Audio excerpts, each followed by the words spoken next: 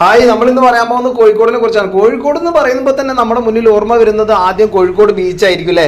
കോഴിക്കോട് ബീച്ചിനെ പറ്റി പറയുകയാണെങ്കിൽ തീരൂല. കാരണം കോഴിക്കോട് ബീച്ച് എന്ന് പറഞ്ഞു കഴിഞ്ഞാൽ എല്ലാവർക്കും ഒന്ന് ഫ്രീ ആയിട്ട് ഇരിക്കാൻ പറ്റുന്ന ഒരു സ്പേസാണ്. ഉപ്പിലിട്ടതും മറ്റു വിഭവങ്ങളൊക്കെ ഉള്ള ഒരു മേഖലയാണ് കോഴിക്കോട് ബീച്ച് എന്ന് പറയുന്നത്.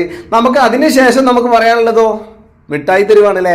മിഠായി തെരുവ് പിന്നെ പറയണ്ട, എന്ത് സാധനം പർച്ചേസ് ചെയ്യാൻ നമുക്ക് മിഠായി തെരുവിലാണ്ട് പോയാൽ പിന്നെ ഒന്നും നോക്കണ്ട, നമുക്ക് വേണ്ട സാധനം കവർ നിറച്ച് വാങ്ങിയിട്ട് വീട്ടിലേക്ക് പോവാം. പിന്നെ നമുക്ക് പറയാനുള്ളതോ നോളജ് സിറ്റിയാണ് അല്ലേ. കോഴിക്കോടിലെ പ്രധാനമായിട്ടൊരു എഡ്യൂക്കേഷൻ സിറ്റിയാണ് നോളജ് സിറ്റി. നോളജ് സിറ്റിയിലും ഈ ഒരുപാട് കാണാനുണ്ട്. അതുപോലെ തന്നെ നമുക്ക് പർച്ചേസിനെ കുറിച്ച് പറയുമ്പോൾ ലുലു മാളുണ്ട്, അതുപോലെ തന്നെ ഹൈലൈറ്റ് മാളുണ്ട്, ഗോകുലം മാളുണ്ട്.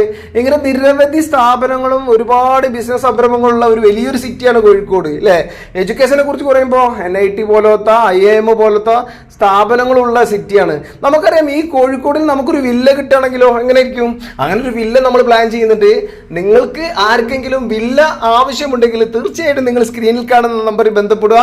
അടിപൊളി വില്ല കോഴിക്കോട് സിറ്റി അടിച്ചു പൊളിക്കാൻ പറ്റുന്ന ഒരു പ്രദേശമാണ്. അതുകൊണ്ട് നമുക്കൊരു വില്ല വേണ്ടേ.